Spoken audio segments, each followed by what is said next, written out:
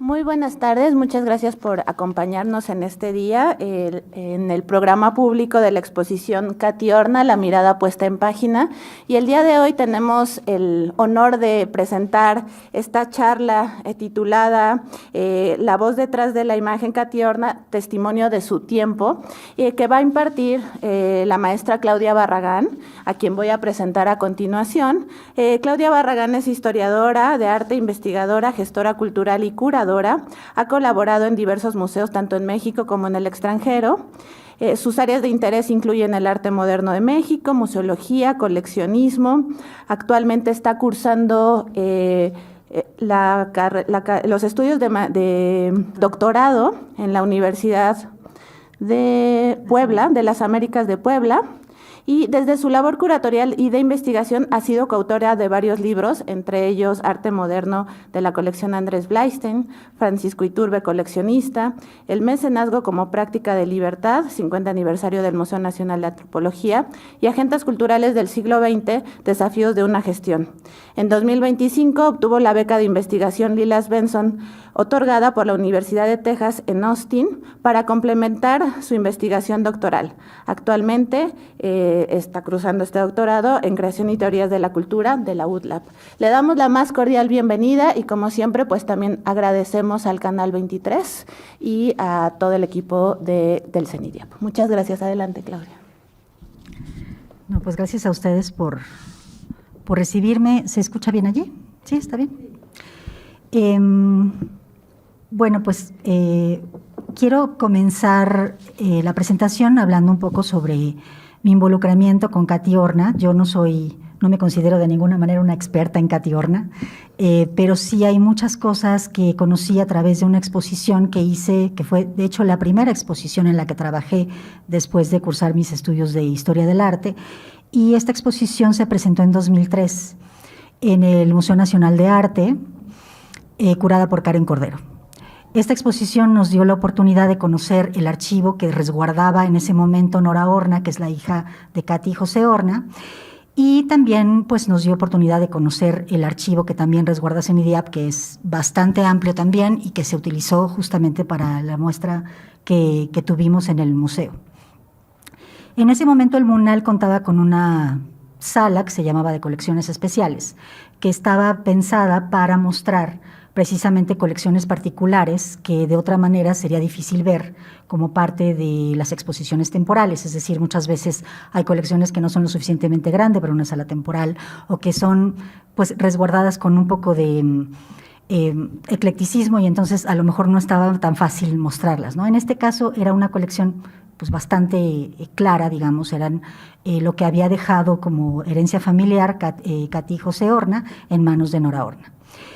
Esta exposición tuvo pues, dos partes. En la parte, digamos, del guión curatorial se habló mucho sobre la casa, porque creíamos que era un elemento que se mostraba en muchos de los objetos que conocimos en casa de Nora Horna. La casa siempre estaba presente y era el centro, y de repente como que no entendíamos por qué lo sentíamos así, ¿no? Una vez viendo el video que ustedes van a ver, van a entender muy bien, porque la casa también era un lugar central. Este video, justamente, lo conocimos a través de la investigación que se hizo para esta exposición. Creo que desafortunadamente ahora no está tan fácil como encontrarlo. Este video muestra una entrevista que se le hizo a Katy Horna en 1993. Ella muere en 2000, y bueno, pues este video es una entrevista que se le hace a Katy Horna y que nos dio muchas pistas también para hacer el planteamiento curatorial de la exposición y también pensar en diferentes cuestiones que eran importantes para la propia Katy Horna, ¿no? Y bueno, ya un poco sobre el video. Este video es parte de una serie que se realizó a partir de 1993. Quien hace estas entrevistas es Emilio Cárdenas Elorduy, que comenta, bueno, en una entrevista que se le hizo hace poco, de hecho en el Canal 11, decía que estas entrevistas las empieza porque en 1993 precisamente muere Blas Galindo. Y entonces se pregunta, junto con Gerardo Estrada, qué documentos hay alrededor de la obra de Blas Galindo. Y entonces dice, bueno, pues sí, evidentemente están sus composiciones y las grabaciones de algunos momentos en los que estuvo como dirigiendo la orquesta, pero ¿qué testimonio hay de por qué se interesa en la música? ¿Cuáles son las influencias que tiene, etcétera, ¿no? Para quienes son más jóvenes, tenemos que recordarles que esto no era tan fácil hace 30 años, ¿no? Hace 30 años tomar un video de alguien implicaba una producción distinta, ¿no? No era tan fácil como traer un teléfono en la mano, y entonces por eso creo que el planteamiento de Emilio Cárdenas Elorduy de tengamos un presupuesto para hacer esto y hacer entrevistas a personas que pues, ya se nos están yendo, ¿no? Y de las cuales no tenemos algunos testimonios. Entonces, justo por eso empiezan a hacer una serie junto con el Consejo Nacional para la Cultura y las Artes, que en ese momento era el que, bueno, lo que existía, que ahora ya es la Secretaría de Cultura, y se hace una serie documental que él plantea para hacer entrevistas a diferentes personajes, entre ellos también, bueno, pues justo Pedro Ramírez Vázquez es el primero al que entrevista, y después también pues está José Luis Cuevas, Katy Horna. Él en ese momento se dedicaba a dar clases en la UNAM, en la parte de política y economía, entonces también hace entrevistas a personajes de la facultad de la UNAM y algunos economistas importantes. Entonces, la serie imagino que debe ser bastante ecléctica. Yo no conozco la lista de quienes hayan sido participantes, pero por lo que él declara son decenas de videos y de entrevistas que creo que pues sería labor importante de los investigadores en este momento saber dónde están y ver qué testimonios de estos podrían rescatarse, porque creo que siempre escuchar de los propios artistas cuáles son sus experiencias, en dónde empezaron, cuál es su inspiración, es importante para la labor que hacemos como investigadores, ¿no? Entonces, bueno, el video lo van a ver, es Los creadores del siglo XX, testimonios de nuestro tiempo. Este se titula en particular Katy Horna, una maestra de la fotografía. Como les decía, se realizó en 1993.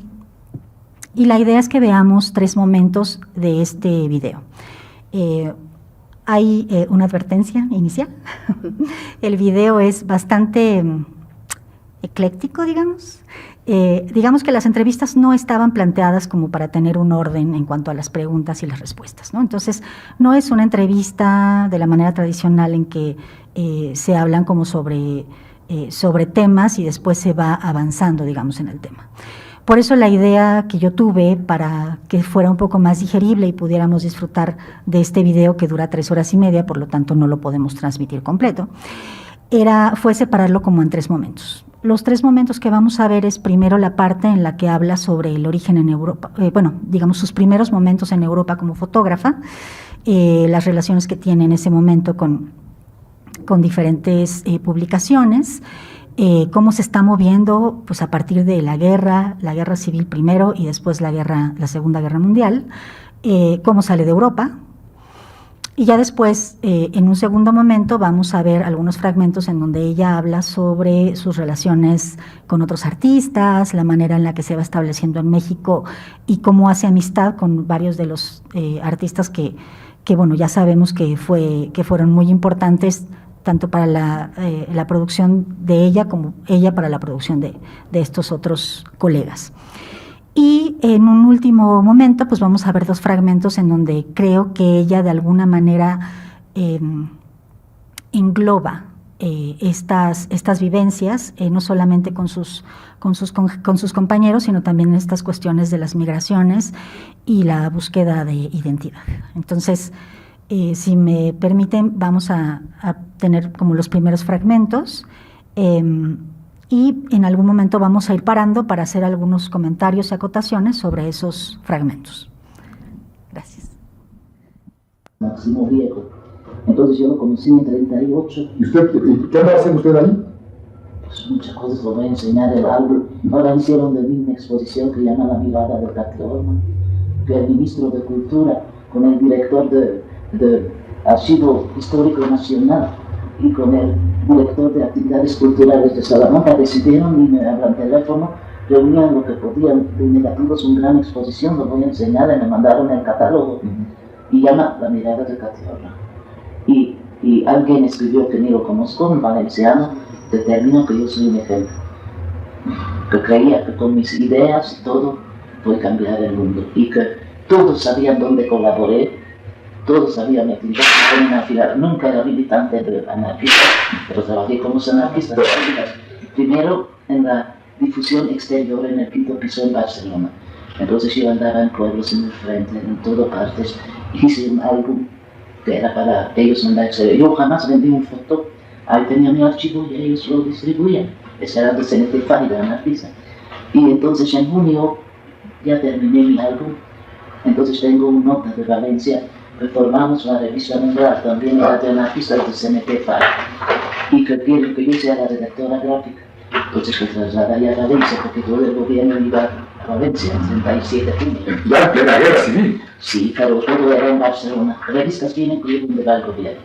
Entonces, en 37, julio, ya forma Umbral en Valencia, y yo me voy a Valencia.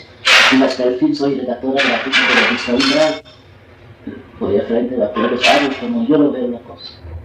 En 38, 1 de enero, regresa otra vez el gobierno republicano, hablo de Barcelona, porque Valencia ya era muy dramático. Regresamos a Barcelona, yo regreso, sigo a Umbral, ya conozco a Horna. ¿En Barcelona se conoció? Barcelona, porque la familia ya me pregunté, mira, en guerra civil tanto deshacen las familias, pero me pregunté cómo, yo una vez lo vi su papá, yo no lo vi nunca nadie. Y conocí a Horna en 38 de enero en el Umbral, y desde esto estábamos juntos. Y él hizo los dibujos, sus formaciones, carteles, todo de su trabajo. Él la pintura usaba. Bueno, ella está contando un poco sobre la manera en la que ella está participando de varias publicaciones anarquistas en España. En ese momento, bueno, ella, si bien es originaria de Hungría, en ese momento ustedes van a ver en algún otro fragmento que ella no quiere decir exactamente dónde es, pero bueno, ella sale de Hungría, va a Berlín, después de Berlín se va a París, y en París tiene una invitación justamente para participar en publicaciones en España, y ahí es donde se involucra con los republicanos, y bueno, esta revista Umbral es el ejemplo de ello, y ahí es donde se conoce con José Horna, que después pues va a ser su esposo y con quien se va a trasladar a México, ¿no? Y es en este contexto que de la guerra civil que se relaciona con él. Después a él lo apresan y lo mandan a un campo de concentración.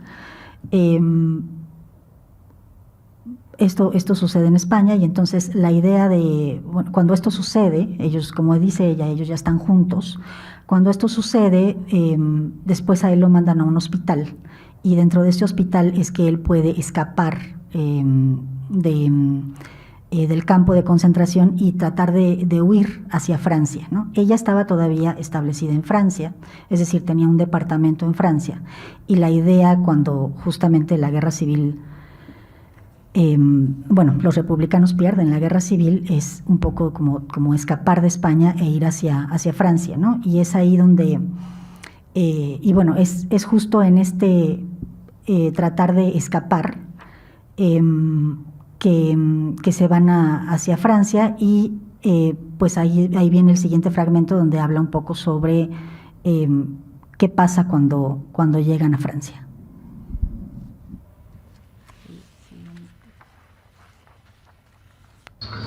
Los alemanes, cuando yo vine, ya bombardearon, ya esto, ya otro, y teníamos que movernos, ¿no? Y entonces Horna dice, pues ya tenemos que movernos. Se va, y resulta que el de Graz, el barco que hemos venido a Nueva York, ya no hubo un barco directo, último barco que sale de Francia, que no tomamos, pues ahí quedamos pegados. Entonces dice Horna, bueno, él ya tiene todo arreglado en México, pero yo que era más floja siempre de papeles y completamente siempre inocente, hasta esto yo tenía origen húngara, yo ya no tengo y pasaporte, y en Francia también muy bien, y fotógrafa. Y yo como tonta, lo digo, vamos a la Embajada de México para resolver mi caso, pero vamos a pasar por la Embajada de húngaros para que le prolongue mi pasaporte. No ves, mi pasaporte terminó, yo nunca me ocupé mucho. Yo cuando voy a subir en la Segunda Guerra Mundial a la Embajada de húngaros, que son fascistas, en época de Horthy, subo arriba, mira mi pasaporte, Barcelona, París, fotógrafa, Barcelona, España republicana. ¿Qué quiere usted? ¿O me prolonga mi pasaporte? ¿Dónde quiere ir? A México. Usted no va a ir a ninguna parte. Y su pasaporte no se prolonga. Usted puede regresar a Hungría y presentarse en el Ministerio Interior, parte 7. Es expatriado. Entonces, bajé, y Horna, que era muy nervioso con todo eso, y en la calle, y pegó papel, y pegó la guerra. Así subimos a la Embajada de México, sin ningún plan. En México me hubieran aceptado como una expatriada, casado en español, bueno, era conocida. Subimos arriba a la Embajada de México, y ahí la señorita, Horna dice, ya encontré a mi mujer, porque todo el mundo vino de un campo. ¿Cómo llama usted, señora? Dice. Y Horna adelanta y dice, Catalina Fernández, porque ella empieza a sonreír. Hay un pasadoble por Padre Fernández, no sé cómo. Sí, de nombre Horna Fernández. En este momento ya. ¿Y dónde nació usted, señora? Martos, al lado de mi pueblo de Jaén. Él era puro nervios en él. No hubiera tenido que hacer, pero él era además muy inventor. De Jaén así son. La señorita nota, una documentación, señora, y marca cosa. Yo en este momento, con toda mi buena documentación, no tenía. Dije, no, es que salgo de campo, no te... Iba a qué cosa, señora. No tengo. Entonces no puedo dar la aceptación como ciudad de México. Una puerta estaba abierta y entra un señor, y creo que es todo, y dice al señorita, usted escribe lo que yo dicto. Catalina Fernández Blanco, nacido en España, es aceptado en México. Yo lo firmo, señor. Yo no sabía qué era. Otra vez el milagro. Y nada, y era aceptado. Pero como salgo de Francia, otro nombre, otros datos.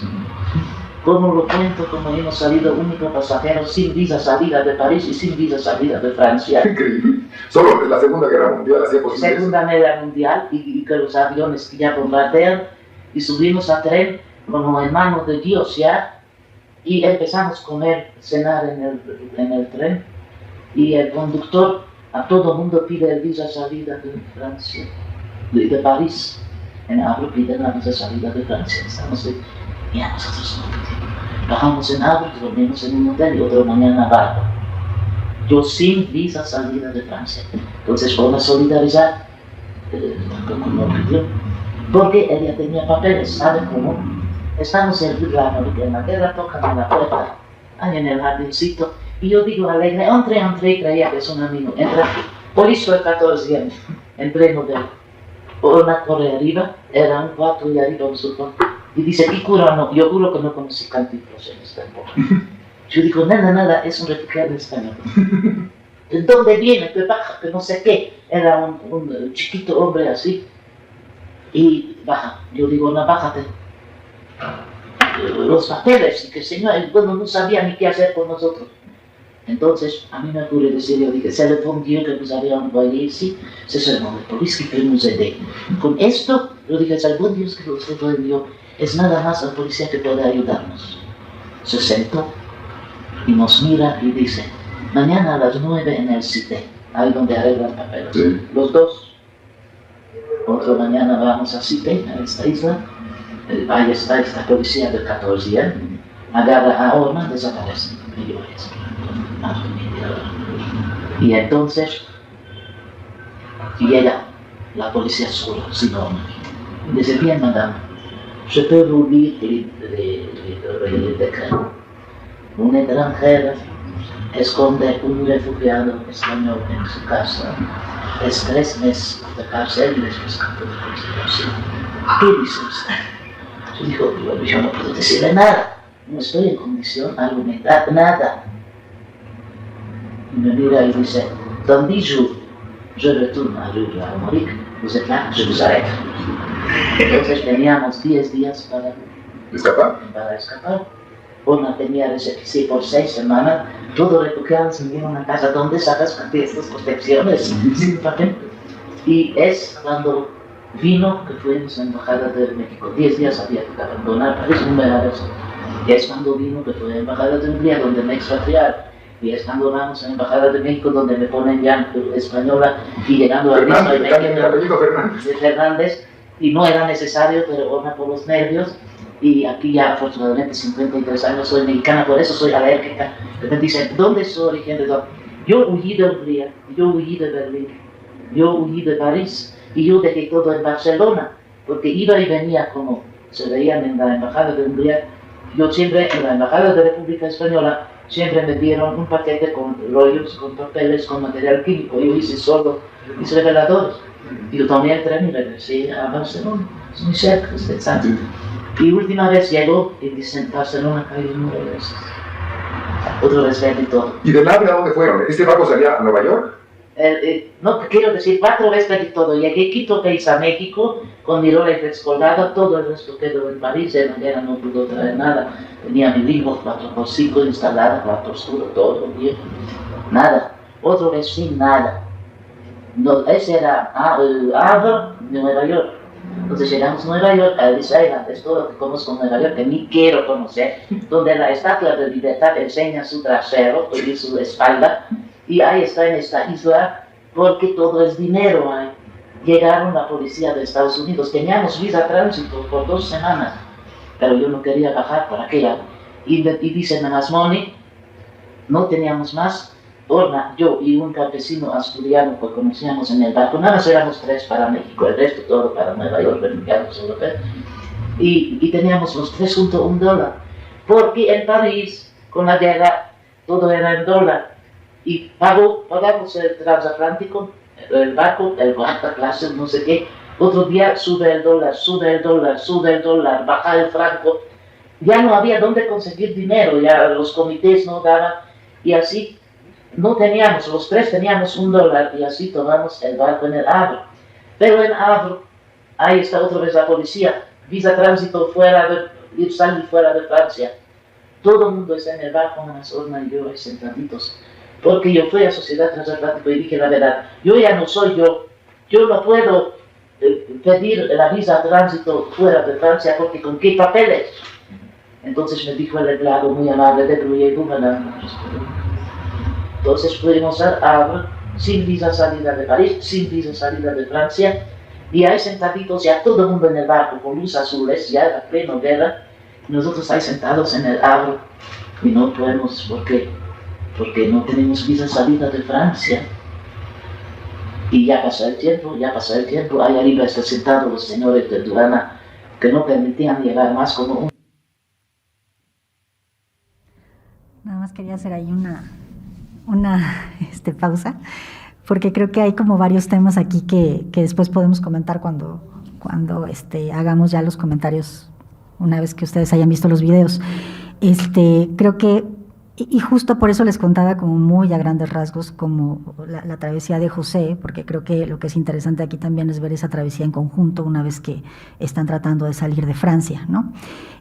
Una de las cosas que todavía, digamos que pervivió en la biografía de Katy Horna fue justamente ese apellido Fernández, porque justo su hija se llamó Nora Horna Fernández y así, digamos que se estuvo todo el tiempo en México como española refugiada y con ese nombre, ¿no? Y esto lo subrayo porque creo que va a ser importante también para ella. En diferentes momentos van a ver mencionado la cuestión de, pero yo me fui, pero yo ya no regreso. Y bueno, la frase que a mí me pareció súper fuerte, que fue la de yo ya no soy yo, ¿no? Estoy tratando, quiero sacar una visa, pero yo ya no soy yo. Y esta cuestión de la búsqueda de la identidad y de la nueva identidad y de las transformaciones de la identidad que se dan a partir de las migraciones, no solamente dentro de Europa, sino también cuando llega a México, y por eso también tanto, creo que en algún momento arraigo que tiene al país, pero no solamente al país, sino a la ciudad y a la colonia en donde vive, ¿no? Y eso creo que es también claro en la manera en la que se expresa, en la manera en la que se conduce, cómo empieza a ver, digamos, su entorno, y en algún momento también incluso lo va a mencionar, yo no me voy de esta casa, ¿no? La he reconstruido 3 veces, pero no me voy. ¿Por qué? Bueno, pues porque también creo que hay esta necesidad en algún momento después de toda esta travesía, y por eso me interesaba que la escucharan, de hacer base en algún lugar, ¿no? Y buscar una identidad ya propia después de todas estas migraciones. Y bueno, pues eso era lo que quería comentar. Ahora voy a hablar un poquito sobre cómo salen de París y llegan a México, que también creo que es una travesía interesante. El barco, todos revoltados, que aquí hay un ley en la guerra, tienen que esperar el último pasajero, nosotros hemos tardado muchísimo. Y entonces, así era, ahí estábamos, y entonces en el barco nos llama el capitán todos para ejercicio de salvavidas, que hay dos submarinos alemanes que nos siguen. Bueno, así empezó, llegamos a Nueva York, nos ponen porque no tenemos dinero. Ellis Island es un cárcel estilo americano con calefacción y todo, y media hora pasea en esta isla. Nos paseamos, hay un tela alambre como 2 pisos y el mar, pero hay un negro que mide 3 metros, así nos cuenta con relojes, yo no sé por qué nos cuentan que a dónde podríamos escapar, y así estamos para que llegue un barco a México, porque no hubo. Mientras termina mi visa a Francia, entonces avisan que me van a deportar otra vez, porque terminó. En este momento dicen, hay un barco de primera clase de turismo de Nueva York a México, pero costaba mucho dinero. No tenemos. 5 minutos los refugiados de Isla reunían el dinero, pagaron el boleto porque nosotros hemos pagado muy barato de Francia a México, ¿me entiendes? Y así subimos a barco de primera clase, de máxima lujo, de turistas, subimos a barco, un camarote, así todo. Y Luis administraba siempre nuestra pobreza, creo que tenía todavía 50 centavos de dólar, y me alquiló un silla de descanso, no sé qué. Y llega el camarero con unos martinis secos, con unas aceitunas, con unos lujos, y dice: usted, señorita, ya puede vestirse, va a haber la baile y va a haber Baile de la noche. Y yo dije: mira usted, vamos a hablar en claro, de nosotros no va a tener propina porque vino con martines, con aceitunas, porque no tenemos, ¿me entiende? Y me mira así y dice: no lo hace, me va a hacer un favor, baja en Veracruz con un abrigo de mink puesto y un radio. Yo digo: encantado, yo voy a hacer, y nos sirvió como reyes. Y me hubiera visto bajar en Veracruz en abrigo de mink y con un radio, y él lo quitó, y ahí estábamos Luis, el campesino, Orna y yo, en la tarde en Veracruz, sin saber qué hacer en esta vida. Pero bajó con abrigo de mink en Veracruz. En Veracruz, y con un radio. Eso ya era muy surrealista. Y entonces Luis dice: pues ¿qué haremos? Nos sentamos en un banco y Luis dice: pues a mí me dijeron que los españoles están recibidos con mariachis. Yo dije: oye Luis, ese era el junio y ahora estamos 31 de octubre, ¿no? Y dice Luis: bueno, tenía unos 30 centavos, yo no sé, Luis siempre avisa. Dice: me voy a plaza, y los españoles buscan mucho bolear zapato, a ver que encuentre un español y que nos ayudan, mínimo llegar al Distrito Federal. Y viene Luis, y así como un plátano macho: ¿a dónde crecen los plátanos en México? Fíjate. No teníamos que cenar. En total, sí encontró un español que dijo que va a venir y nos va a meter en un hotel y nos mete en el tren que llegamos a México, pero ya no hay comités. Entonces llegó ese señor, nos metió en un hotel donde había nada más tablas al lado de puertos. Ahí dormimos, regresa a las 6:30 y nos mete en el tren. Entonces el tren duró 17 horas y el clase que él pagó, pues con pollos, con guajalotes encima de cabeza, y váyase a saber cómo, y lo dio 4 pesos a Luis para los 3, para unos tacos o lo que sea. Y así hemos tomado el camino al Distrito Federal. Y llegando al Distrito Federal entran estos vendedores, estos propagandistas. 2.50 cama matrimonial, un cuarto. 1.50 cama individual. Dice Luis: pues puedo pagarlo, todavía tenemos. Y fuimos con los propagandistas, nos metió en este hotel, nosotros de cama matrimonial, Luis en 5 minutos llega Luis, dice: no hay agua, dijeron que va a haber agua de baño, no hay agua, la basinica es llena abajo de la cama, qué horror. Yo digo: mira Luis, ya estamos tan cansados. Yo traía que mi mamá me dio cuando me fue un muy bonito cobija de camello, ¿no? Pongo al suelo y ahí dormimos los 3 y mañana veremos, es otro día. Y ahí dormimos, y yo tenía mi Rolleiflex, me levanté y voy abajo a portero. Yo digo: ¿dónde está el Monte de Piedad? Dice: aquí está. Yo no sabía dónde estábamos, en el segundo callejón de 5 de Mayo, en un hotel estos de mala fama, ¿verdad? Y ahí estaba el Monte Piedad. Yo me fui a Monte Piedad, mi primer camino, 5 minutos de este hotel, y me dieron 350 pesos, esa era una fortuna, no pedían recibo. Regresé por Luis y Orna, y yo dije: ahora vamos a un hotel bueno, y vamos a bañar, y vamos a empezar a vivir. Y tomamos un cuarto en el Hotel Rioja, el 5 de mayo, y nos bañamos, y fuimos a un chino a comer, que era lo más barato. En este momento México era el caballerismo, la amabilidad, la servicialidad, una cosa que ustedes no conocen ya. Y llega, y sentamos a comer estos panes que el chino hay en 5 de mayo. Y llega un joven y dice: yo soy estudiante, ustedes se ven recién llegados, no son refugiados, y pues yo los voy a ayudar. Dice: los llevo en un barrio limpio, conozco al dueño, yo voy a garantizar fijador, nos llevo, y va a gustar mucho, y nos llevo aquí a Aguascalientes. Ahí vivían Aguascalientes con Nuevo León, precioso, en casas de departamentos, un departamento en cada piso, se veían los volcanes, y era calentador de leña nada más, ¿verdad? El boiler. Boiler.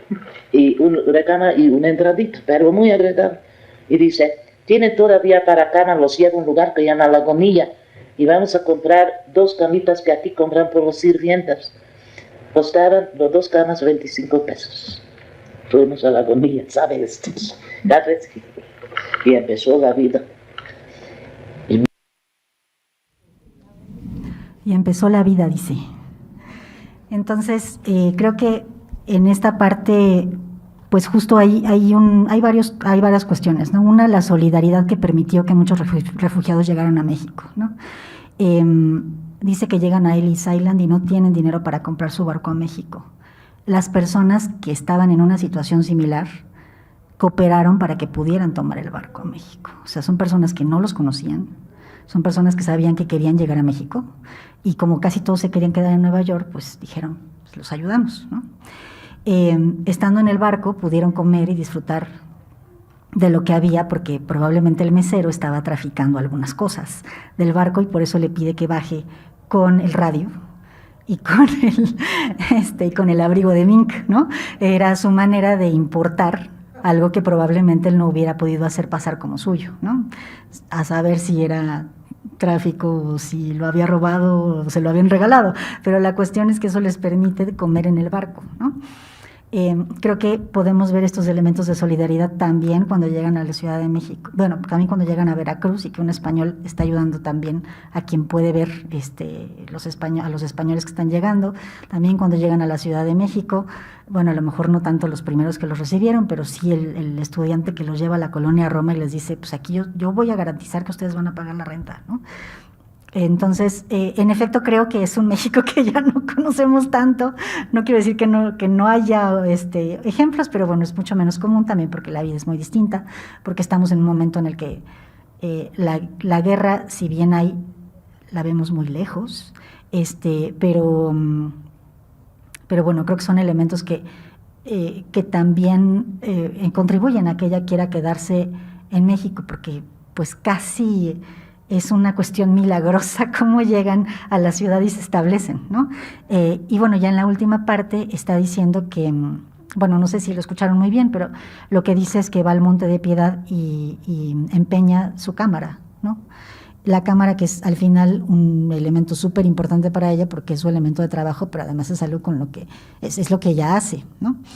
Y bueno, lo menciono porque ya no vamos a poner exactamente el fragmento que sigue, porque es muy largo y cuenta una historia en la que comenta que cuando llegan a Nueva York conocen a unos alemanes con mucho dinero mientras pasan la aduana, y entonces ella, que hablaba alemán, empieza a platicar con esta persona, y entonces ella le dice que bueno, que se van a seguir escribiendo, y entonces empiezan a escribirse, hacen relación. Después esta alemana viene a México y le pide que sea su dama de compañía porque ella no habla necesariamente bien el español y ella sirve de traductora. Ese es su primer trabajo en México, y a partir de ese pago es que puede recuperar su cámara y puede empezar a volver a tomar fotografías y a tener un medio de subsistencia, ¿no?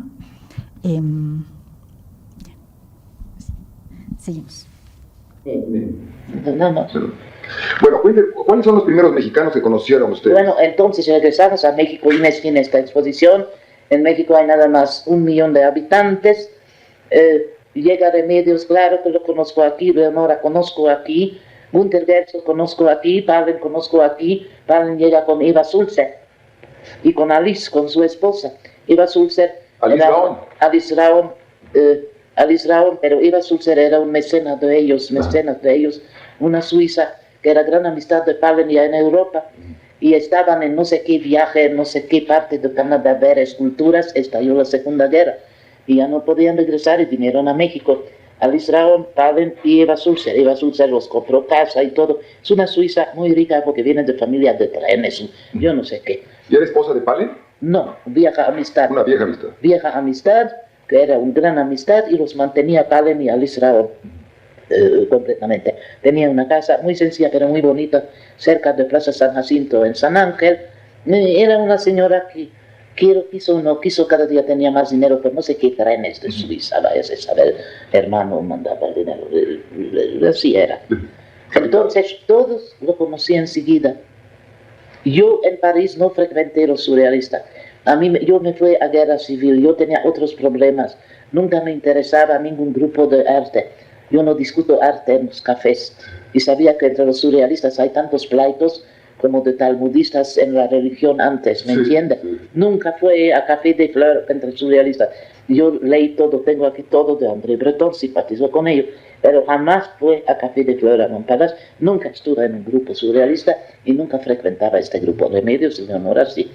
Y aquí, como ya lo dije varias veces, mi libertad personal, que hago amistad donde siento afinidad. Conozco a Leonora cuando llega como esposa de Renato Leduc. Y Renato era gran amigo, Leonora era gran amiga, Remedios era gran amigo, Benjamín Pérez era gran amigo, y así. Pero yo era la amiga de ellos, de México. Bueno, usted un poco... Nuestro primer amigo era Juan de la Cabada. Juan de la Cabada. Todavía cuando estábamos a Violeta y Octavio Paz, porque había un pequeño café tan chico como donde están ustedes, así, en Juárez se llamaba El Papagayo. El Papagayo. Papagayo.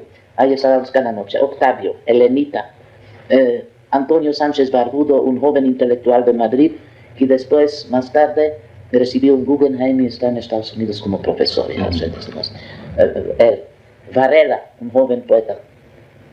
El hijo de Víctor Serge, que es Vladi, en pantalón cortos más o menos. Nosotros teníamos 25 años, pero él tenía unos 17, 18, que muy calladita y en el café siempre haciendo sus dibujitos. Cada noche estábamos a Papagayo. ¿Y Octavio Paz? Octavio, muy bien. En esta época, cada noche, Papagayo. Y ahí empezó. Y Juan de Cabada, no sé dónde conocimos, enseguida instaló como gran amigo, en 39 o 40. Y ahí vino. Y nuestro gran amigo, conocen muy pocos intelectuales mexicanos, Fernández de la Llave. Fernández de la Llave. ¿Quién era él? Pues Marcelo Llavelli sí sabe de él. Era un poeta, un intelectual, muy culto, muy conocido y completamente alcohólico. ¿También iba a Papagayo? No, él era nuestro amigo. Íbamos a Guerrero a bailar y tomar tequila, porque se pudo ir a todos estos locales que hoy no puede entrar con 5 garulas porque tendría miedo, y era nuestro gran amigo. El pobre, yo pregunté, muchos no conocen. Marcelo Llavelli sí lo conoció porque él escribió, una persona de más fino, culto y talentoso. Fernando de la Llave. Tengo una foto con su amiga ahí en uno de estos localcitos en Guerrero, con esta luz de él, una muy bonita cabeza. Entonces, en años 50 me dicen que Fernando de la Llave murió en delirium tremens en los ambos mundos en Bolívar. Estaba completamente alcoholizado. Una persona magnífica. Y se dice quién era primera. Después ya llega Remedios, después ya llega Leonora, así como Gunter Gerso, llega Lizarraga, el primer marido de Remedios, y ahí va. Y a mí siempre, yo soy la amiga de todo. Pero yo nunca estaba en grupos surrealistas, todos son mis amigos. Pues, pero se reunían en su casa. Yo no tenía amigos de gerentes de Coca-Cola, ¿no? ¿Me entiendes? Aquí estaban, y Edward James, gran amigo. Yo estaba como grupo de amigos, pero no estaba oficialmente en el movimiento surrealista. Además, yo soy mucho más humilde, yo no soy ista de nada. Yo era fotógrafa, lo que me da gusto, de fotomontajes que hice hace 56 años en Valencia, para una revista de libre estudio, Estanjoya Museo de Arte Moderno considerado, que estaba sala perenne, y tanto me prolongaron 13 años, que yo le dije, yo los doy, ¿no? Y tan apreciada que yo hice en España al libre estudio, fotomontajes y todo, y de estas cosas todo el mundo me declaró que soy innata expresión surrealista. Puede ser, yo no me antipatizo con ellos, pero nunca estaba así en sí. Ya hice montajes, pero yo tenía otros problemas. Cuando estaba en París, tenía...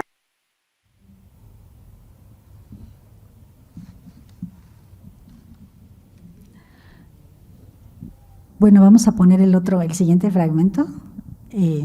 Lo que pasa es que este otro fragmento está como al inicio de la entrevista, pero habla de algo pues que va muy relacionado con esto que acaba de decir. Creo que una de las cosas que es muy claro es que siempre está hablando de que ya no es parte de los grupos, ¿no? Que ya no era parte de que yo no estoy en el cafecito hablando de arte, ¿no?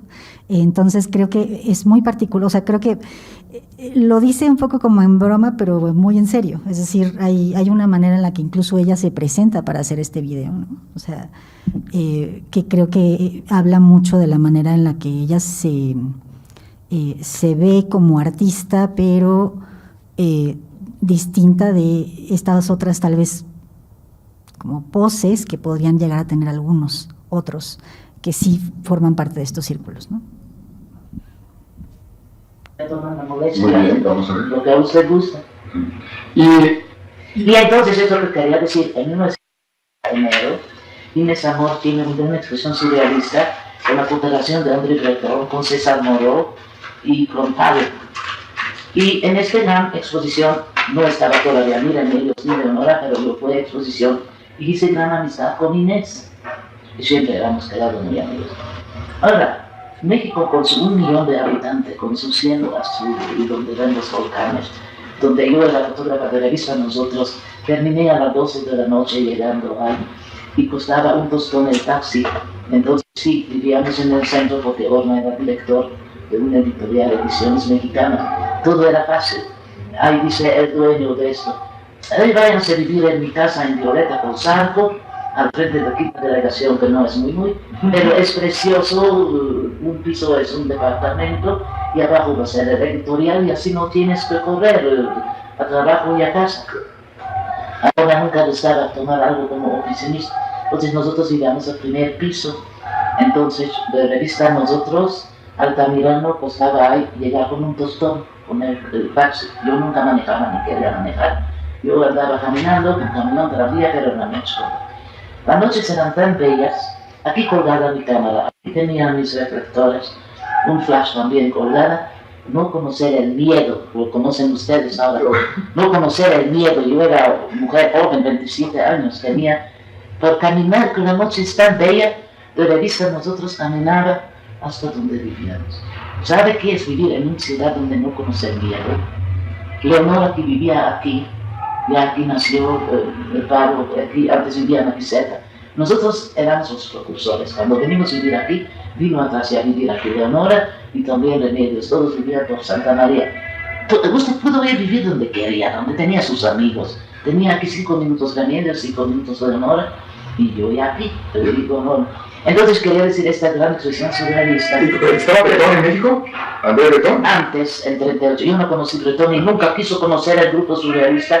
Yo estuve a París, jamás fui a Le Flor. Yo no soy talmudista de arte y discutir en cafés. Así que yo aquí hice amistad por afinidad personal con Leonora, con Remedios. Cuando llegaron, ellos llegaron 2 años más tarde. Y cuando Inés Amor hace esta exposición, somos 1 millón de habitantes. No existe ciudad satélite, no existe nada. Cuando Nora es chica, dice a su papá: vamos a Coyacán a tomar un helado. Entonces fuimos con su gente, se estaba a manejar, lleno de árboles, nada de negocios, como un paseo tomar un helado en Coyacán. Fíjate. Así es. Yo cada...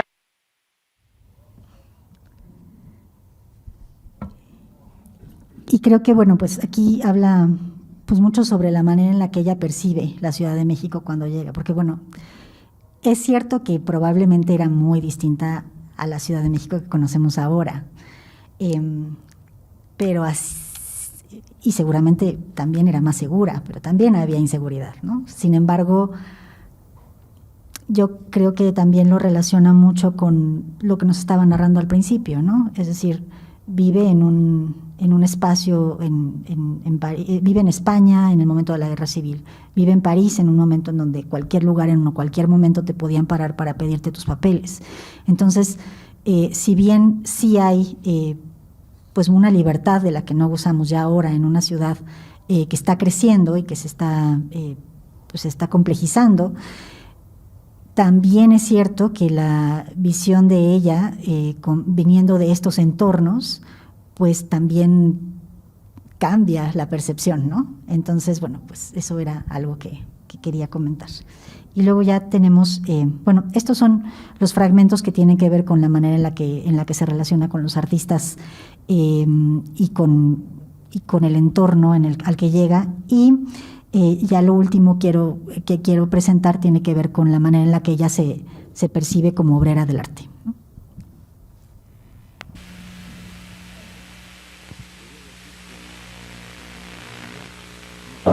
Llega Salvador Elizo. Por eso digo que empieza conmigo. 54 años sin parar estoy trabajando. Una vida. Bueno, 54 aquí y en Europa 5, 25. 6, no, tanto, tendría que tener 100 años. Sí, era 50. En 1933, noviembre, llego a París como fotógrafo. Y desde esto no me paré hasta hoy. En París, después España. ¿Por qué fue España? Porque me parecía imposible. Ahí tenía buenos trabajos, además encargada de René Saint-Cyr y Michel Simon, una película de foto fija muy bien pagada.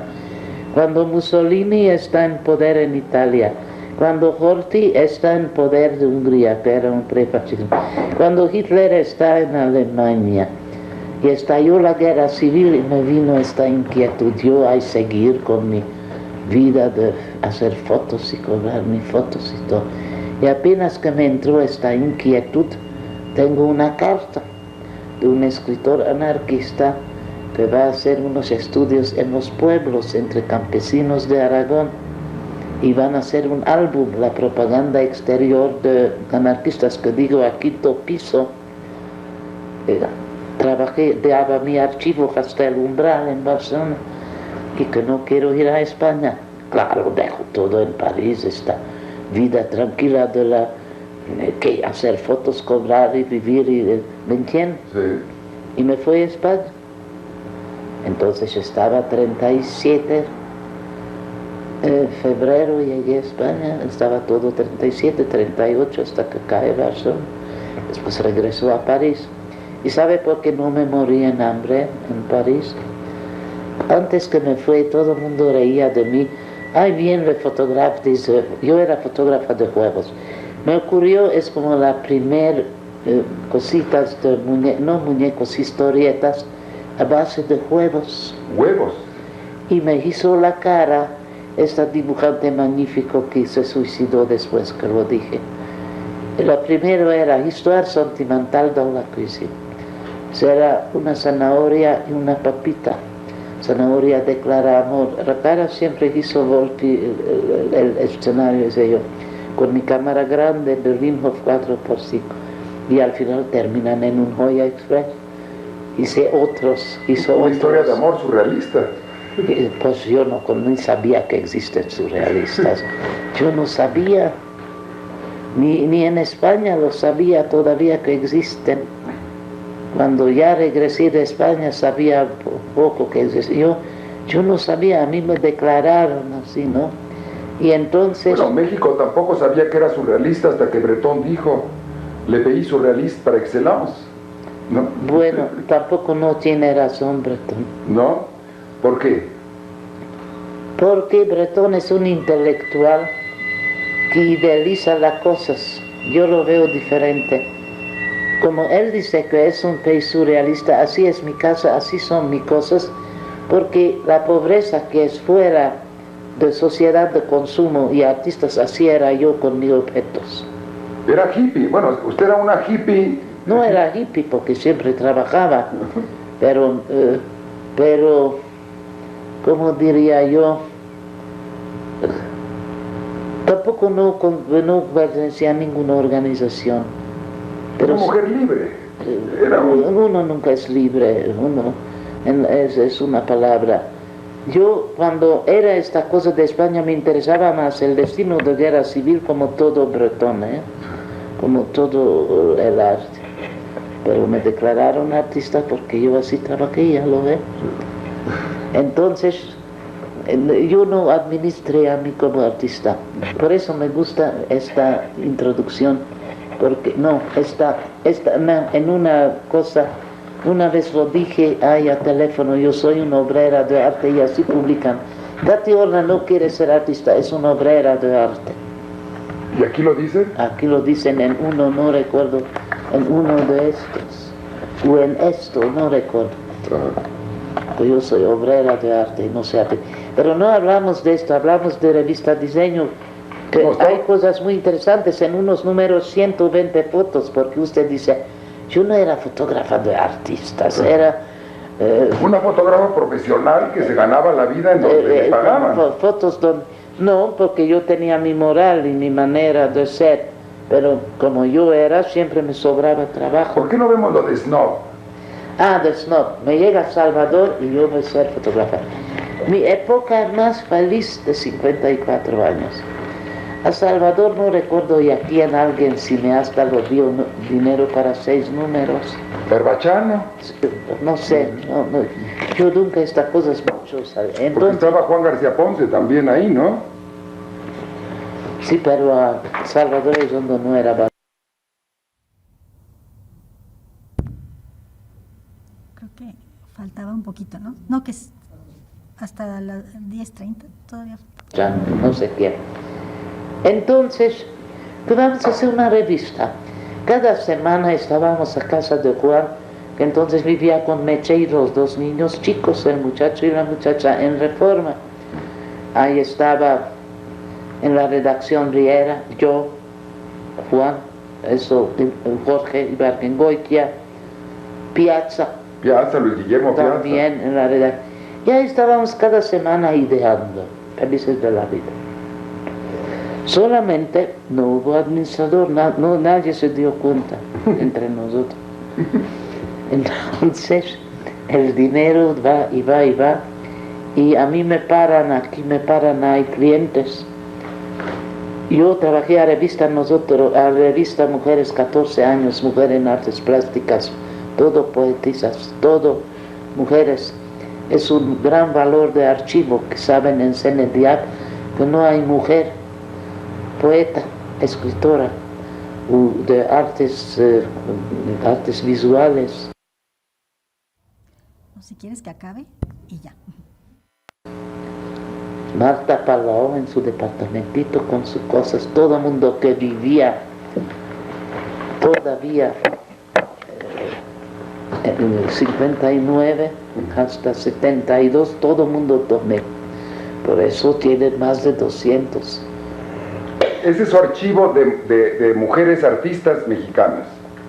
No, a mujeres de todo, 10.000 negativos. 10.000 negativos.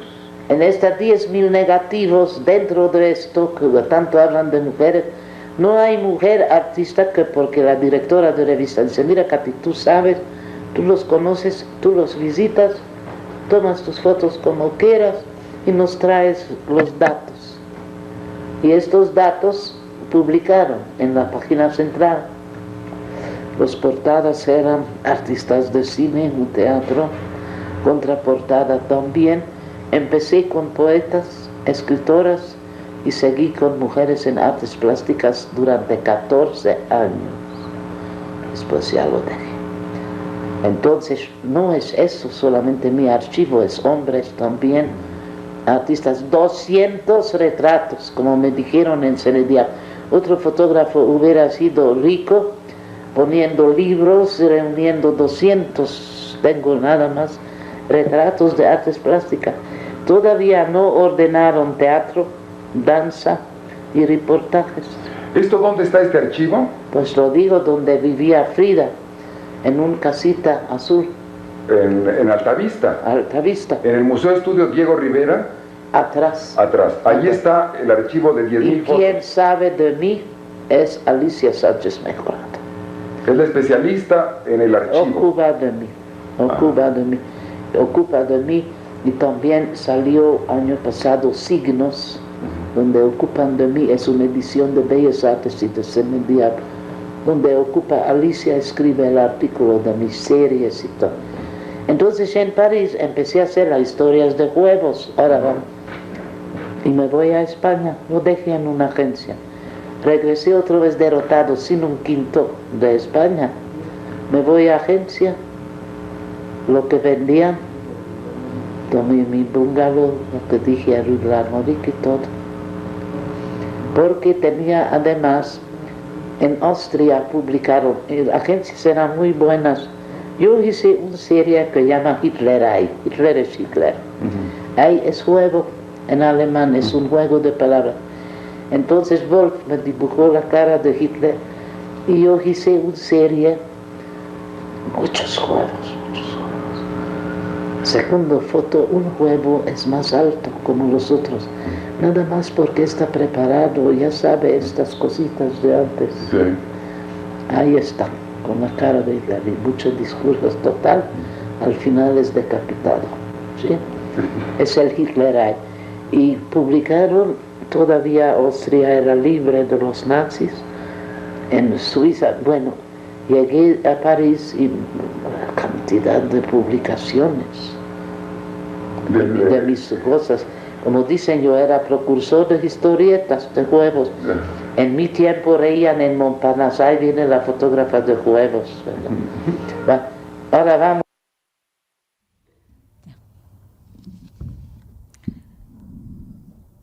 Y si quieres, ahora ponemos la presentación, nada más para que vean unas fotitos que justo hacen, que justo refieren a algunas de las cosas que dijo Katy. Bueno, este es el título completo del video. En esta, como ven, pues pasa de un tema a otro un poquito, va como desde la parte de que está en Francia, luego va a España y luego menciona la revista Umbral nuevamente. Estos son dos ejemplos de las portadas de la revista Umbral. Y bueno, creo que aquí hace dos referencias muy importantes, ¿no? Uno que nuevamente vuelve a decir que los círculos, que ella no es parte de esos círculos, que ella nunca se consideró surrealista, que a ella le dijeron que era surrealista. Y creo que esto de alguna manera es también como hacerse un lado y tener una cierta libertad también de poder hacer otras cosas, ¿no? Sin tener que estar como en el molde. Cuando menciona la exposición surrealista, justamente pues este es un ejemplo. Esta es una fotografía de la Galería de Arte Mexicano, de la exposición surrealista en la Galería de Arte Mexicano.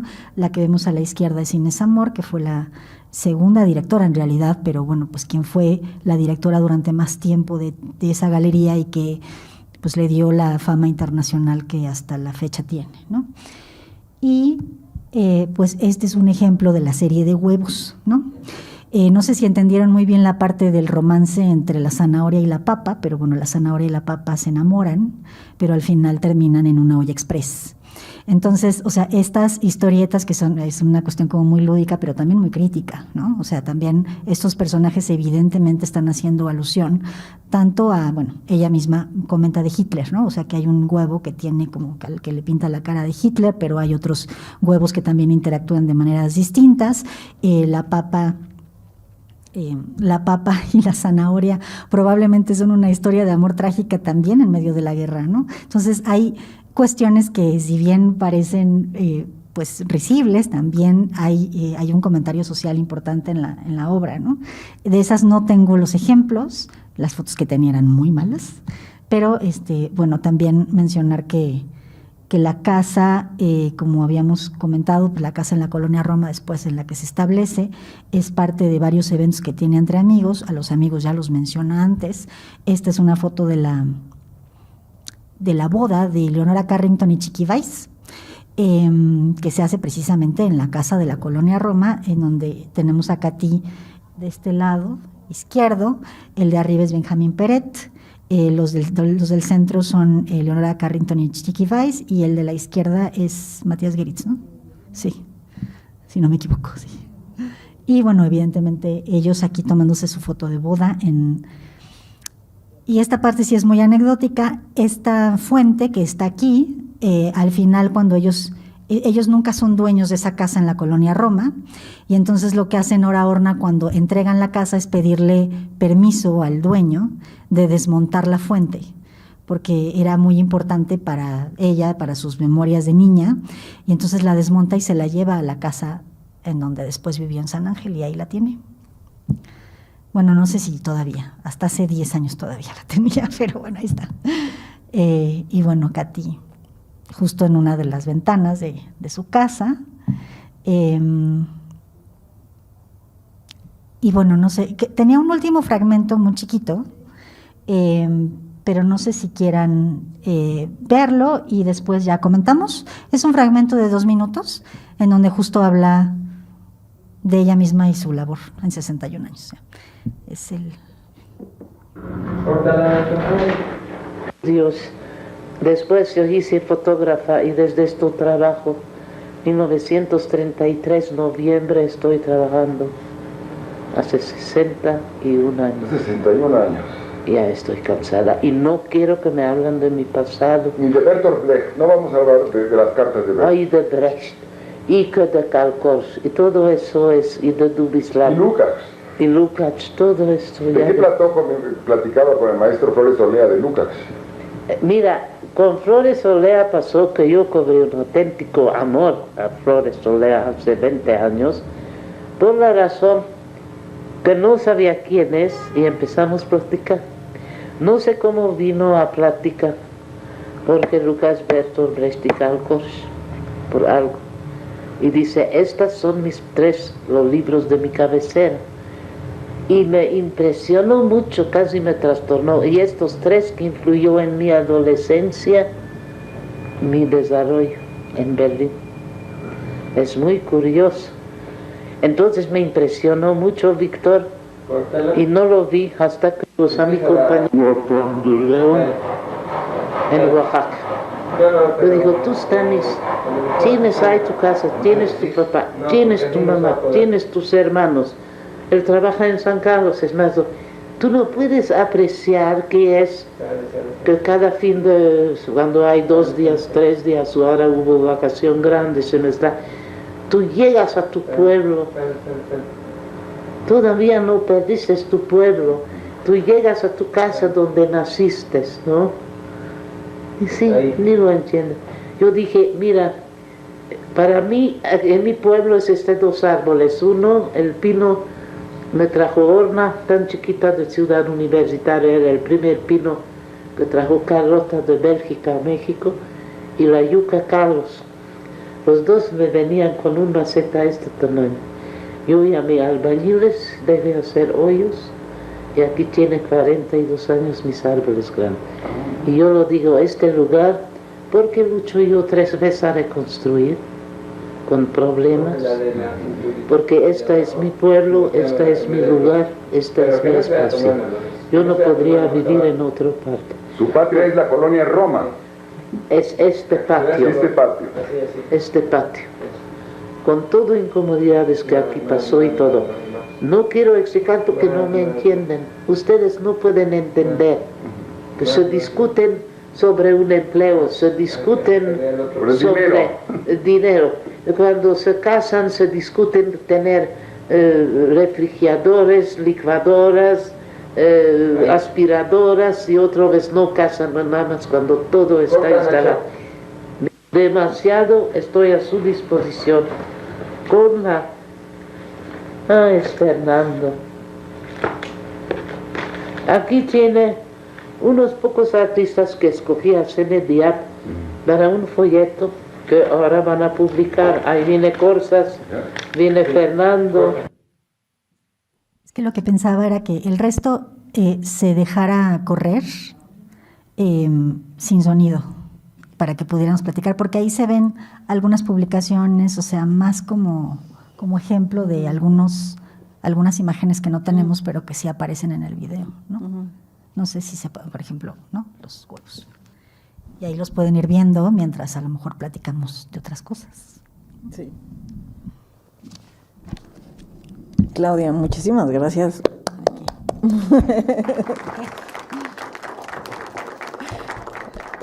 Sí, pues te agradecemos muchísimo. Primero que hayas aceptado la invitación A ustedes. a participar en este parte del programa público de la exposición de Katy Horna. La mirada puesta en página, que está en Casa Estudio Diego Rivera, que se hizo en el contexto de los 40 años del CENIDIAP, justo mencionándolo, el CENIDIAP a Katy. Katy, que aquí tenemos parte de su acervo y es un espacio importante para investigar a Katy. Y muchísimas gracias también que nos trajiste este documento tan valioso, que se cita en muchísimos catálogos y que no es fácil de acceder a él. Y es verdad que este rescate que estás haciendo es muy importante. No sé si quieres decir algo, Pau. Sí, bueno, sobre todo también la parte en la cual nos vas comentando a la par de lo que vamos viendo es muy importante porque, bueno, aparte de que es un documento que es delicado en la manera en que se escucha, la imagen no es muy buena, pero pues tiene un nivel de contenido brutal, ¿no? O sea, al final como que es de los pocos documentos que hay donde Katy pues ahora desglosa su trabajo y bueno, o sea, qué maravilla que se hizo, ¿no? Como tú misma mencionabas. Pues ya era difícil conseguirlo en el 2003. Claro. Estamos hablando de hace ya varios años, y no hagan cuentas. Pero creo que, o sea, el asunto es que, bueno, y una de las cosas que quería mencionar justo hacia final de la presentación es esa, ¿no? Que creo que el documento se hace en un momento en donde no hay tanta conciencia de que el archivo digital, o sea, el archivo de video, el archivo pues que se guarda en formatos que ya no es tan fácil ver, tiene que ir migrando. Y es importante que empecemos bueno, no, ya estamos muy tarde en la conversación, más bien. Digo, yo soy de la generación que tuvo cassettes LPs y luego CDs y luego MP4, pero ahora también están en plataformas y la música no es mía, ¿no? O sea, hay creo que una cuestión que en donde sí tenemos que rescatar. En efecto, tenemos que rescatar los videos que están por allí, que no los tenemos a la mano, pero también hay que hacer conciencia de lo que estamos haciendo ahorita, porque claro, ahorita como tenemos videos en todos lados, decimos, pero pues está en YouTube, ¿no? Claro. Está en mi teléfono, lo tengo aquí en la computadora. Claro, en el momento en el que tú ya no puedas abrir la computadora, bueno, está pasando con los formatos de Word. O sea, hace 2 años Microsoft dijo que pues, si no tienes una licencia actualizada ya no puedes hacer tu modificación de tus archivos de Word. Parecen cositas pequeñas, pero al final estamos perdiendo varios de estos documentos precisamente porque no tenemos esa conciencia de archivo, ¿no? Y entonces, si en 2003, que apenas teníamos 10 años de haber grabado bueno, ¿no? y lo digo que teníamos porque, bueno, pues es un documento público que se hizo a través del INBA, no era fácil conseguirlo, yo lo hice, entiendo, yo me acuerdo que estuvimos preguntando hasta que alguien me dijo, escribe al Canal 22, y el Canal 22 me ayudó a conseguirlo, y ellos me hicieron la copia. No sé si ellos lo tenían o solamente tuvieron el acceso a hacerme la copia.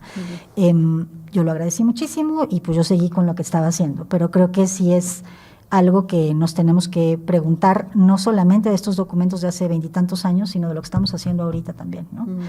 Cómo lo estamos guardando, cómo lo estamos migrando, dónde lo estamos poniendo accesible. Todo se paga, es decir, cualquier cosa que esté en Google también necesita un espacio y ese espacio eventualmente se va a cobrar. Entonces, bueno, esa sería mi reflexión. No, muchísimas gracias, no, súper preciado, de verdad. Bueno, lo que ha sucedido en el proceso de trabajo con la exposición justo es eso, ¿no?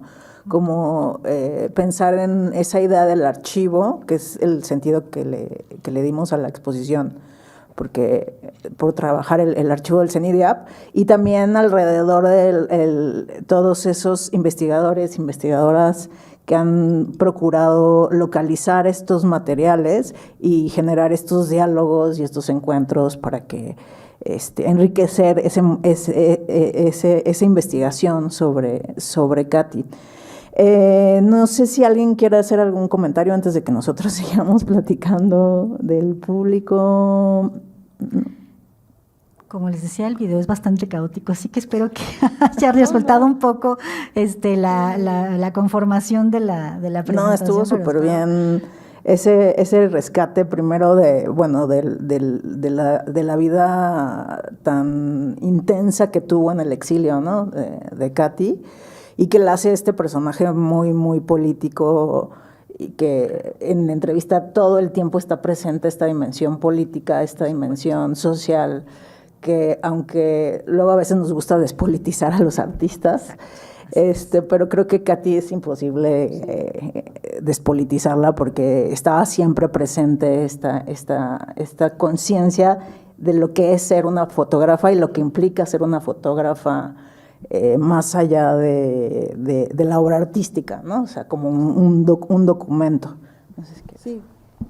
Sí, justo como, o sea, ahorita con tu explicación y con lo que nos pusiste, hablando un poco de la cuestión política, también me hizo pensar que la lucha o esta como discusión que suele tener con los surrealistas es justo una diferencia política, ¿no? Como una cuestión un poco política, y también una discusión un tanto de clase en la cual ella se ubica en un lugar en el que es obrera, trabajadora, mientras los otros, que no es así, pero bueno, como que simplificándolo, están como dialogando el arte, ¿no? Entonces, como que esta mirada política que ella pone en su trabajo se ve también en cuando se quiere deslindar de ciertos grupos, ¿no? O de ciertos artistas o de cierta forma de hacer arte, ¿no? Entonces, justo como dice Paola y como lo expusiste, Katy es una figura totalmente política que nunca se va a deslindar de romper, ¿no? Lo vemos cuando llega aquí, también la manera que es un poco como lo tratamos de poner en la exposición de siempre preponderar la figura femenina, y un poco también en la entrevista que nos pones dice, no solo fotografiaba mujeres artistas, ¿no? Fotografiaba mujeres de todas las áreas, y eso la hace, volvemos a lo mismo, un personaje como muy, pues muy fuerte y muy interesante a nivel de las cosas que rompía y cuestionaba. Sí, creo que además, o sea, pues el archivo que ustedes guardan también justo de la revista Mujeres es una joya, en el sentido de que ahí vamos a ver pues diferentes personajes que en su momento o siguen o en su momento fueron muy importantes y siguen siendo muchos de ellos muy importantes, pero otros que a lo mejor no conocemos tanto, pero que sí pues que en ese momento estaban elaborando ya sea fotografía,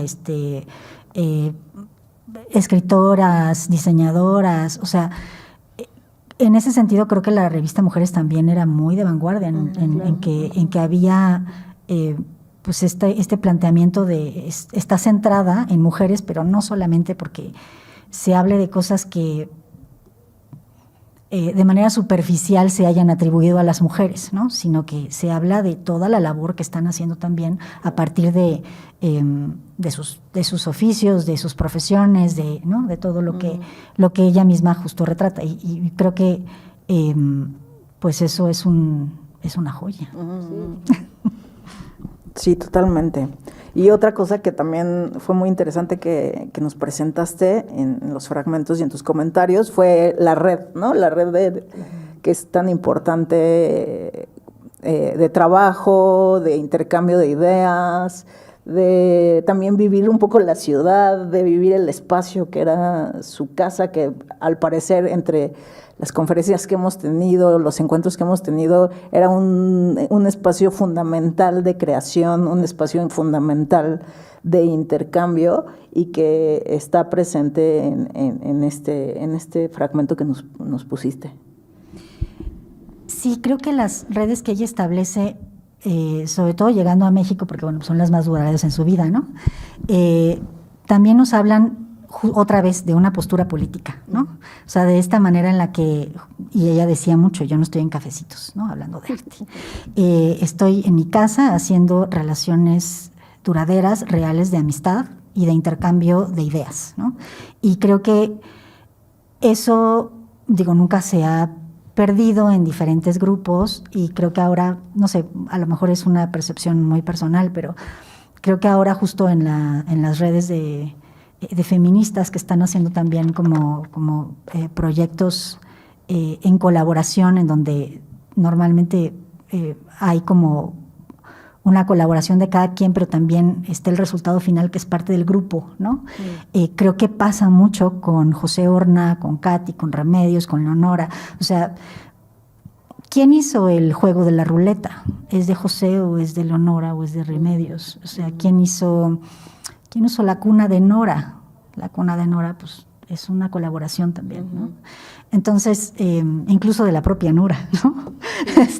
Entonces, hay esta parte de la colaboración también, creo que, o sea, el tejido de redes creo que al final redunda en una colaboración que vemos muy palpable en la obra de todos los del grupo, ¿no?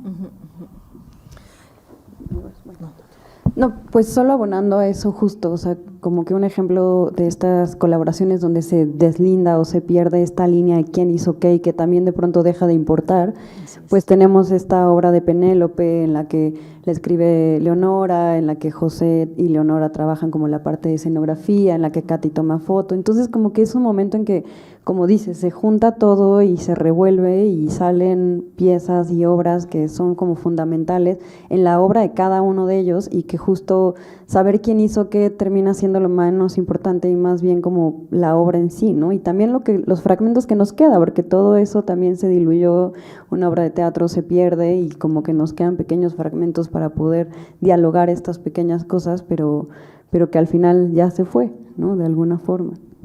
Es un poco nostálgico. Sí, en algunos casos, porque en otros pues sí tenemos como las cuestiones físicas, claro. ¿no? Y creo que ahí tocas también un asunto que justo tiene que ver con esta deslinde de los grupos, ¿no? En los grupos, pues, sí es un grupo surrealista, pero está Bretón, ¿no? Es Bretón. Y están las personalidades que tienen primero que sobresalir antes que el grupo, ¿no? Claro. Y entonces, otra vez, esta es una posición política. O sea, es trabajar en grupo no con individualidades, ¿no? Claro. O sea, el resultado al final es la colaboración. Bueno, evidentemente también hay fotografías que solo hace Katy, pero digamos, siempre hay como esta disposición, ¿no? A trabajar en equipo. Sí, eso está súper interesante eso. No lo había pensado hasta ahorita que lo estás diciendo. Creo que yo tampoco. Esta parte, sí. Diciendo ustedes. Es que eso es lo bonito de juntarnos a hacer estos ejercicios, ¿no? De que pensamos ahora sí que en colectivo. Ajá, y claro, vamos haciendo este intercambio. Que al final, bueno, esto ya es una visión muy personal. Pues ese es el trabajo del museo, ¿no? O sea, claro, no hay manera de que el curador trabaje solo y que el museógrafo no se involucre, y que también la propia directora o director, o sea, es un trabajo en equipo, y creo que esa es la cuestión por la que yo adoro trabajar con los museos, ¿no? Porque al final, pues es una colaboración y el resultado es eso, ¿no? Es un trabajo colectivo. Totalmente. Y también, bueno, algo que estuvo muy presente en los fragmentos que nos presentaste fue la parte de, pues, todas las publicaciones en las que participó, ¿no? Sí. Que son de diversa línea entre, bueno, algo como mujeres, que también creo que sí es una tarea que va a continuar esa investigación de la revista Mujeres, porque implica muchas líneas teóricas, etcétera, pero también esta revista de Snob, que también es súper interesante, como es como otro tipo de, o sea, tenían una diversidad de maneras de trabajar en una publicación y para qué sentido le iban a dar a la publicación, etcétera, ¿no?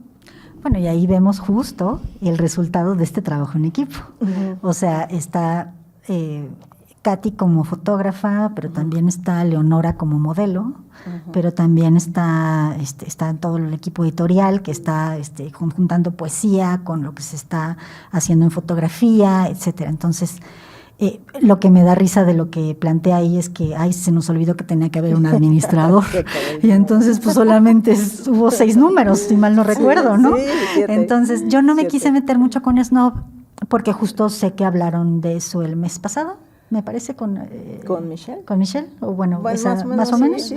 Entonces ya no me metí tanto en eso, porque sí hay un momento en el que medio habla un poco más a fondo de Snob, pero pues sí, también es una publicación que además yo creo que fue muy importante, ¿no? Y única en su tipo.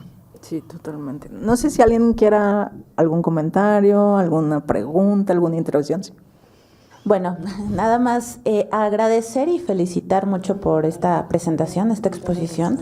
Creo que además en este momento también en el que tenemos la muestra en el Museo Estudio, ayuda a dar un contexto mucho más amplio de lo que también fue la época y Katy, ¿no? Porque ahorita con también lo que comentaban y con lo que estaban dialogando, pues ya hemos hablado de esto, que donde Katy pues no protagoniza dentro de sus mismas fotos, ¿no? Entonces no la vemos, no la conocemos como en el desarrollo de este mismo trabajo y cómo digamos, cómo se va viendo a lo largo también de los años hasta este momento donde ella pues ya dejó de trabajar, me parece que ya también ahí ella lo dice, ¿no? Ya paró su trabajo, pero todo esto también suma a lo que decían esta parte de la colectividad y del no protagonismo, ¿no? Que es sumamente interesante también para ese momento en el que pues se están queriendo figurar como, como personajes dentro de la cultura.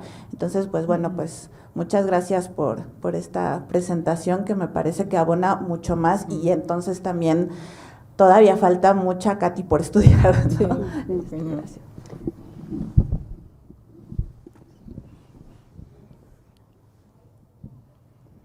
Bueno, pues también me sumo a las felicitaciones a Claudia, muchísimas gracias, porque justo también felicitar a Paola y a Pau, precisamente porque gracias a digamos, a la exposición, al programa público, hemos podido ir viendo como todas las dimensiones que abarca Katy, ¿no? O sea, desde con Michelle Lotayec, justo como todo este recorrido por Europa y también con los alumnos, ¿no? El ir conociendo cómo era Katy como maestra, como formadora, ¿no?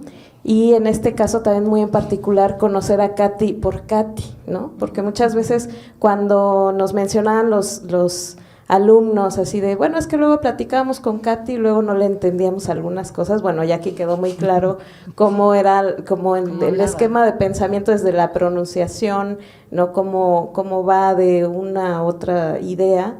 Y también el tema de cómo la importancia del archivo, ¿no? Y en este caso de poder tener o disfrutar a Katy a través de esta entrevista de 3 horas, ¿no? Claro. Que ya después haremos un maratón de videos.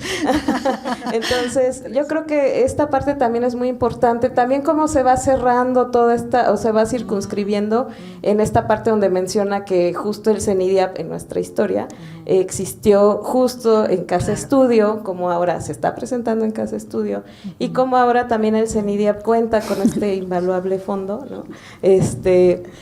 De cómo se ha tenido esta documentación y cómo a través del tiempo también diversos investigadores e investigadoras han dado como este recorrido a través de Katy y como dice Ari, ¿no? Realmente todavía hay mucho más por investigar.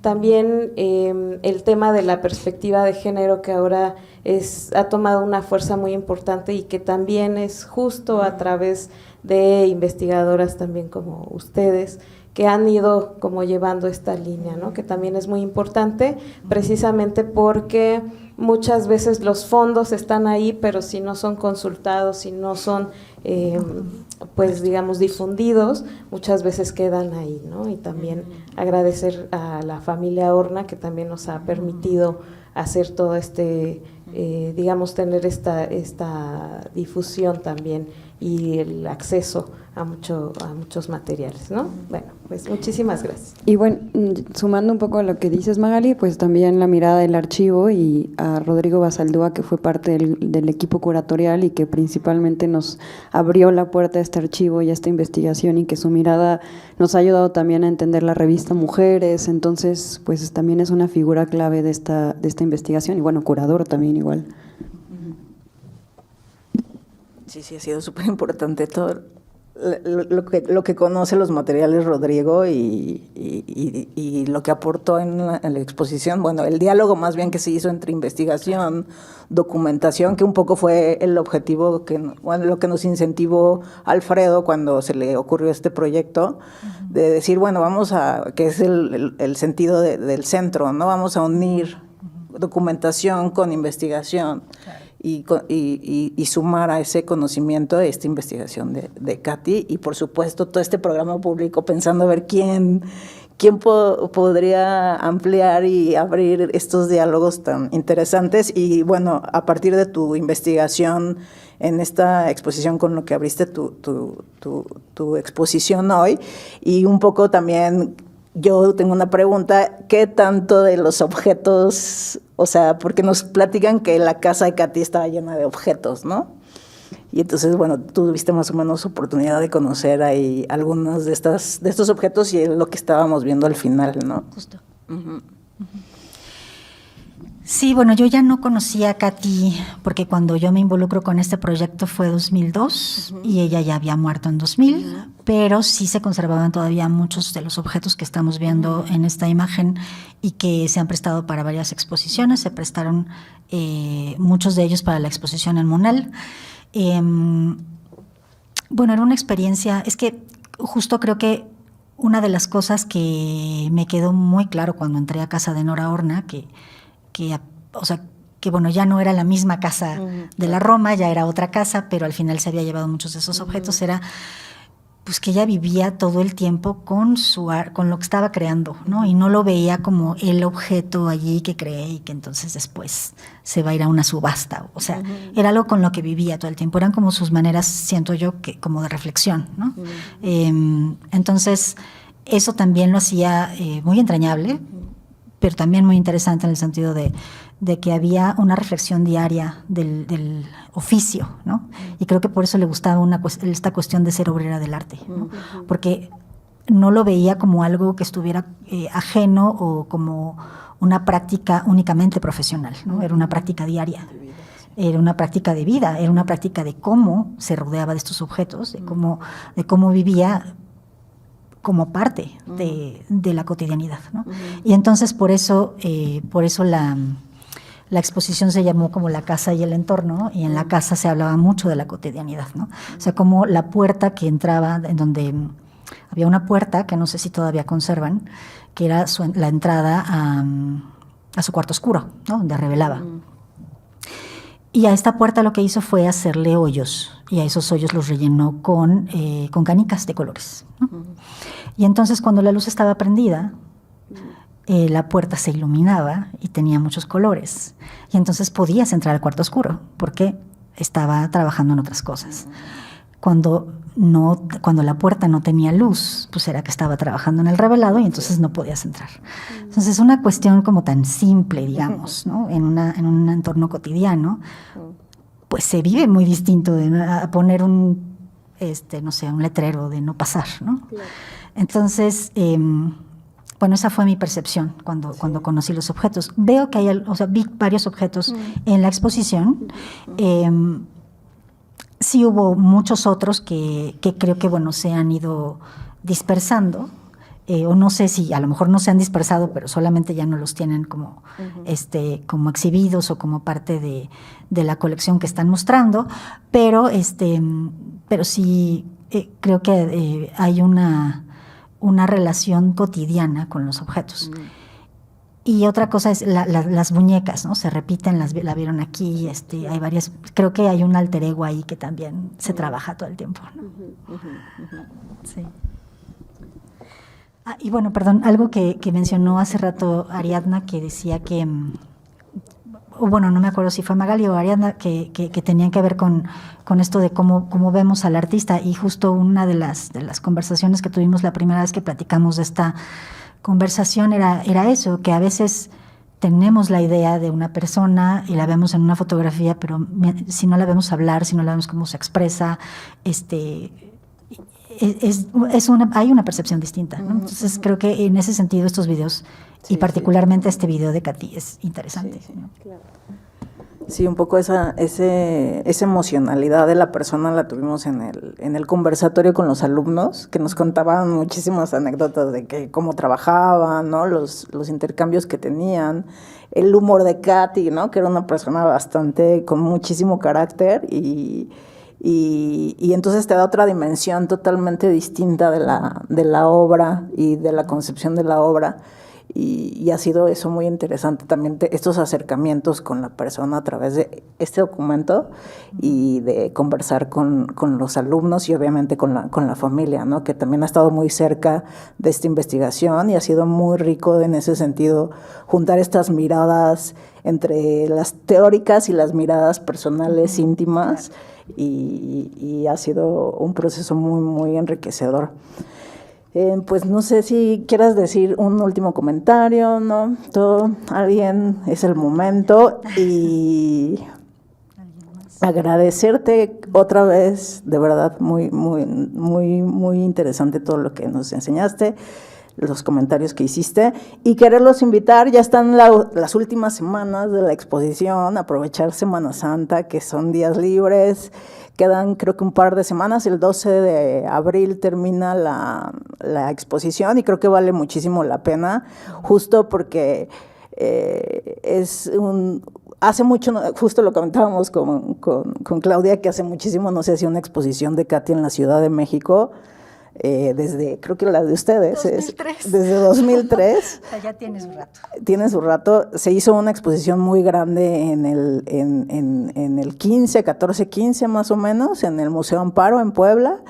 Y entonces también pues aprovechar que podemos revisitar a Katy en la Ciudad de México, y entonces bueno, quedan unos días, y también seguir el programa público, porque justo en estos diálogos que hemos tenido también nos interesó hacer un intercambio con el arte contemporáneo. Entonces va a estar una artista performancera, multidisciplinaria, que es muy interesante, y que en cuanto le platicamos el proyecto de Katy dijo, yo quiero hacer un performance de la obra de Katy, y bueno, nos dio chance a la Casa Estudio, porque les interesan estos diálogos del arte contemporáneo con el arte moderno. Y entonces el 9 de abril, para que también están todos invitados, el 9 de abril va a ser el performance de Valentina Díaz, y también queda una última actividad, que es un taller de collage, que hablaba un poco del collage y de cómo trabajó en Umbral, que son muy bonitos esos fotomontajes. También va a haber un tallercito de collage para cerrar el programa público, pero todo eso está en redes, lo vamos a estar promocionando, y que estén pendientes, y sí que aprovechen ir a ver la exposición. Claro. Pues muchísimas gracias. ¿De qué? Y Gracias.